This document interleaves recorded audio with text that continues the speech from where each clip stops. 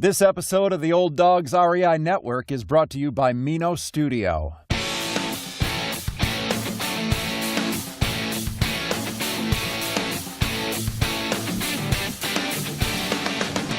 Welcome to the Old Dogs REI Network, where cash flow is king. Real estate investing, the means, so you can enjoy your retirement dreams. This is the show where we cut right to the chase. No sales pitch, no long monologues, just simple how-to real estate investing advice, so you can earn the passive income you need to enjoy your retirement today. And now, your host and chief old dog, Bill Manassero. Hello, old dogs, and welcome to Fun Facts Friday. This is our once-a-week, only on Friday show. We have special episodes not featuring guests where I will share tricks, tips, terminology, and techniques that will help skyrocket you to real estate investing success. Today's topic is, how much rental income is enough? But before we get started here, just a couple of little quick announcements here. First off, I always want to touch base with you and see how you guys are doing with your real estate investing. I hope everything is going great, and I hope that you guys are just crushing it in real estate investing. Not a lot of updates. The good thing is that we are getting apartments filled up with some great tenants. We've kind of stepped in and have started implementing this, what we call our stealth tenant marketing 2, and which means getting in and digging into the actual tenants themselves and trying to identify the best tenants for our properties. We're, actually doing some real neat stuff there that hopefully we'll share sooner than later on another episode. Also, this is an important one too, doing taxes, okay? And this is a topic that I think we definitely are overdue for some episodes on. But I was so excited when I first started real estate investing because first year when I really had, my rental properties, I had to pay absolutely zero in taxes, and I was so excited. I go, this is just awesome. And as I, started to move forward with it, I was really, stoked, and always kind of filed for an extension around tax period because that was the time, I was trying to collect all the data I could to make sure I could get all the deductions, and it was great. And then in 2016, I was totally excited because the same thing happened. Not only did I have no taxes to pay, but I had like a negative income. And so I was thinking, gee whiz, this is amazing. I mean, the benefits of real estate investing regarding your taxes. Well, okay, you got to beware. These great tax advantages can have a detrimental effect as well. I'll tell you where it hit me. It hit me as I was looking to do a refi on some of the existing properties that I had. Now, on those properties, I had applied for them before I started getting these low real estate sort of income numbers here on my taxes.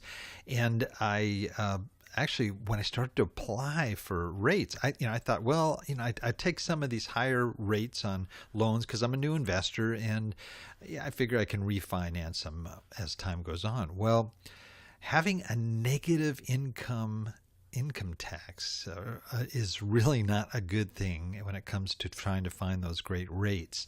And I kind of learned the hard way here. So actually I'm just wrapping up my 2017 taxes. Again, always filing for extensions here.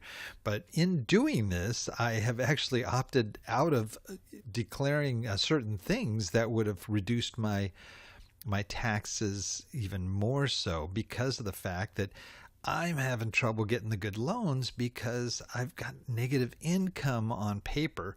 So it's just something to think about and something to talk about with your CPA as you start getting into this and start getting a number of properties, especially if you're doing a lot of capital improvements and some of the things that I'm doing that really do chalk up the numbers in terms of the deductions pretty quickly. So those are just a couple of tips for you here before we get started. Let's go to our subject, and that is how much rental income is enough. Now, you probably heard people talk about how much they're seeking to make on each rental unit or door. Sometimes they'll talk about per door, per unit, referring to the income generated through the rental properties. So some investors will say, well, when I buy properties, I always look for a net of 200, 400 a door. Others, maybe seeking higher, 500 a door. But I tend to be very conservative when I look at my properties, and I estimate 100 per door minimum for my properties, because I know that we can do more than that. But I look at the properties when I analyze them and just make sure that, hey, it's never going to go lower than 100 per door. So we're probably earning more like 200 to 300 per door on average, but I want to always allow for the unexpected. Now, this amount, which is supposed to represent the net profit left over after all expenses, is meant to help you determine how much you need to make in order for that property to meet your cash flow and investment goals. Okay? So how much should your rental income be? Well, if you're a dreamer, you'd say millions and millions. If you're a simple person with simple needs, your answer may be just enough. That amount you should know, actually, though, before you start your investing. And yes, it's usually determined in the math that you use when you analyze your properties. But at the same time, a lot depends on your why. Why are you doing real estate investing in the first place? Is it to fill a retirement income gap? To travel more, to help out your kids and grandkids? Maybe you're just bored and you want to learn something new and make money at the same time. Or maybe it's just a way to grow your retirement nest egg and making sure you get a good return on the funds that you're using for your retirement. Or perhaps you're creating a family legacy. So whatever your main reason, your why will also help you determine how much you'll need. For me, a big part of my why is to generate enough funds to help support our nonprofit 501c mission in Haiti, Child Hope International. I hope to eventually generate enough cash flow through real estate investments to help build a village for orphaned, abandoned, and at-risk children living on the streets of Port-au-Prince, Haiti. To serve the kids we served while we were living there for 12 years as missionaries is one of my big motivators in doing what I'm doing. So if you get a chance, I would recommend listening to our podcast 122. Okay, that one is entitled The Importance of Knowing Your Why, so that you can zero in exactly on why you're doing this in the first place, and that'll help you to determine how much you will need. Okay, so realistically, rental income amounts will differ depending on your why, cash flow needs, and your numerous other factors, and those I'll talk about a little bit later. But overall, it really depends on cash flow. That's why we say here cash flow is king, right? You should be making enough rental income that it helps you live comfortably and at the same time is able to provide for your future goals as well, such as saving for future investment purchases, setting money aside for capital expenditures, etc., right?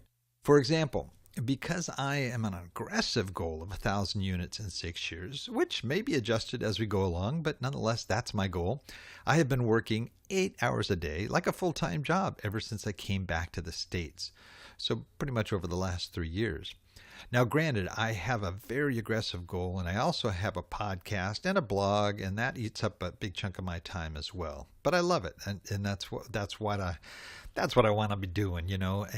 But once I reach my goal, I want to kick back and I want to have some time to really enjoy my family, to go to Haiti, to do a lot of different things once that goal is achieved. But nonetheless, part of your calculation of how much you need also has to take into account how much time you want to spend too. So you really got to think about that, because generating lots of money, a high goal from real estate, requires a lot of time and effort, especially in the beginning. If you don't want a full-time job, well, you can set your time more leisurely and frame that into your plan, okay? So something that better meets your needs and desires. So I'm going to go over a few tips here that will help you determine how much rental income you might need. Okay, so tip number 1, cash flow matters, right? First lesson in earning rental income is cash flow matters, okay? We say cash flow is king here. Instead of relying on appreciation, focus primarily on purchasing a property that generates the positive cash flow you need. In case you don't know, just as a refresher here, cash flow is defined as cash flow equals revenue minus expenses, okay? Or simply put, how much cash enters or leaves your pocket every month, right, from your real estate activities. In fact, this is quite crucial when it comes to earning money from rental income. Do your property analysis to determine your cash flow first, okay? And don't forget to include, besides rental income, other sources of revenue, such as fees. It could be late fees or pet fees, laundry income, and numerous other ways that you can obtain additional income. Then you look at appreciation. The issue when relying on appreciation alone is that you can never guarantee an increase in prices. It should always be sort of the icing on the cake, right? Now, if you listen to this program regularly, you know I always recommend buying property in emerging markets because you can directly benefit from a strong demand for rentals, increasing market rental rates, and also from equity growth, which helps you leverage and build net worth. Equity is a generous bonus, but you can't always depend on it, right? You don't always know what's going to be happening in the market.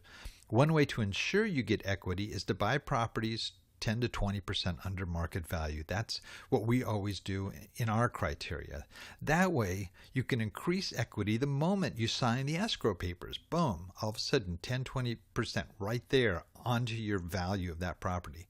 Nonetheless, first try to buy for cash flow. And then the equity is, like I said, icing on the cake. That being said, earning a decent rental income does not always mean that you are earning a positive cash flow, okay? You could be getting all kind of income in, but if your expenses are high and other costs, you may not even be breaking even. And that's where the math comes in. You have to take all of the property's expenses into account. Things like mortgage payments, property taxes, insurance, repairs, turnarounds, and property management, as well as to set aside money for capital expenditures, replacing everything from water heaters to boilers to redoing electrical and covering vacancies and emergencies. So those are all the things you have to factor in when you're calculating your cash flow for a potential property. Tip number 2, always be conservative in your cash flow estimates. Make sure you plan for the worst case scenario and be prepared for any unexpected costs. It's always better to end up making more money than get stuck short of funds when you really need it. For instance, plan a few $100s extra for unexpected repairs. This is an area that has hit me by surprise more times than I want to admit.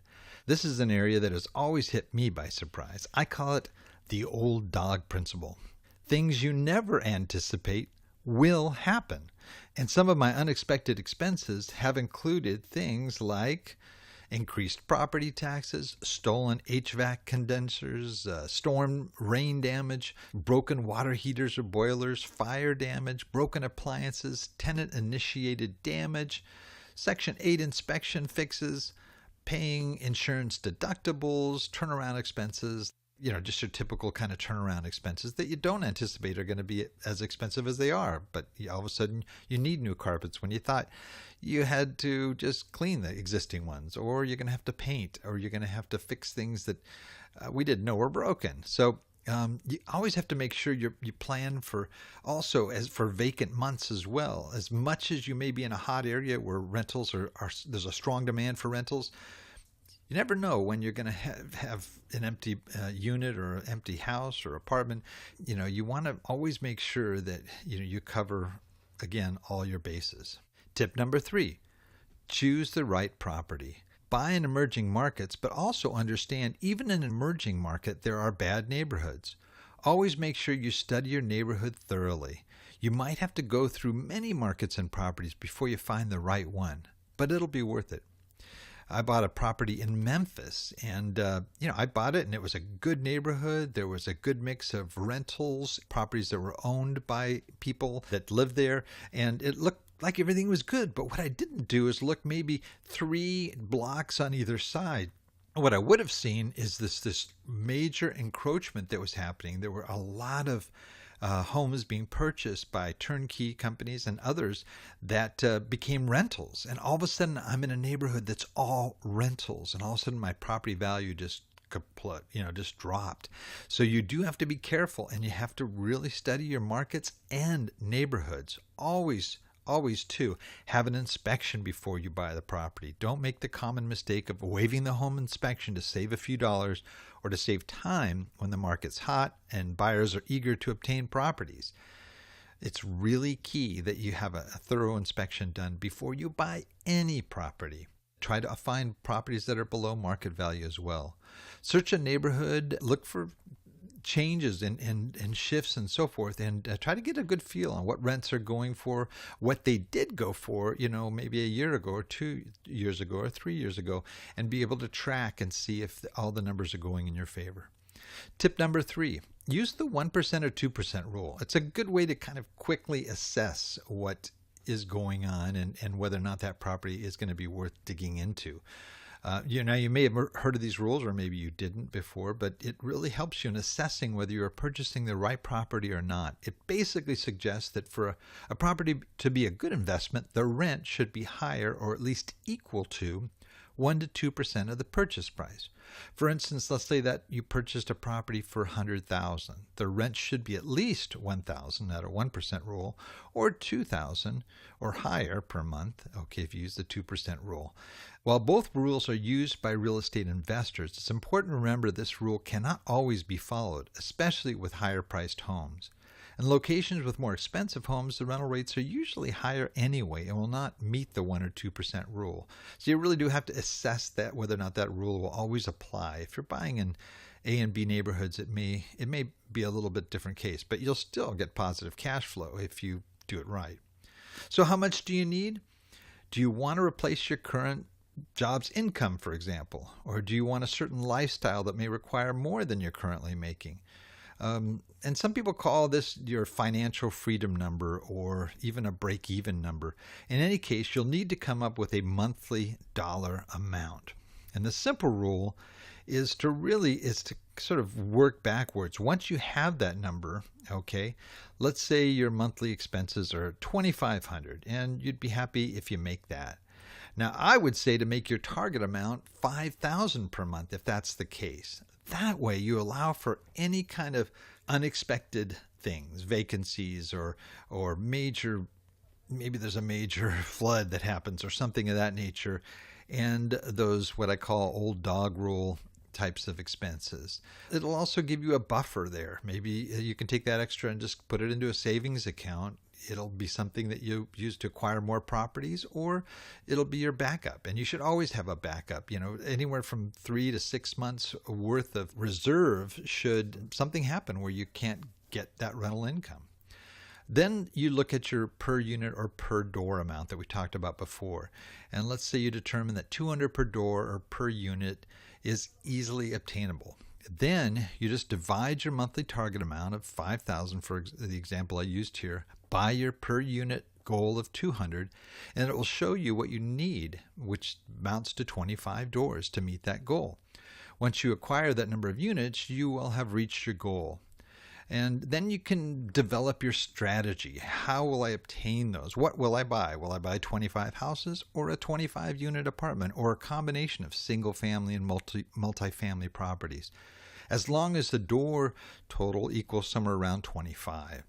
That's basically it. That's how easy it is to come up with what you're going to need for your rental properties. The bottom line is, you won't be rich from real estate in one night. It doesn't happen overnight, but you shouldn't be breaking even either. That's why it's crucial, I think, to purchase a property the right way with plenty of cash flow and the opportunity to increase equity over time. Well, that is it for today, you guys. I really appreciate your listening in. Everything that I mentioned here today, of course, is going to be in our show notes on the olddogsreinetwork.com/blog area. And that's where all of our show notes are. And you're going to look for the episode entitled How Much Rental Income is Enough.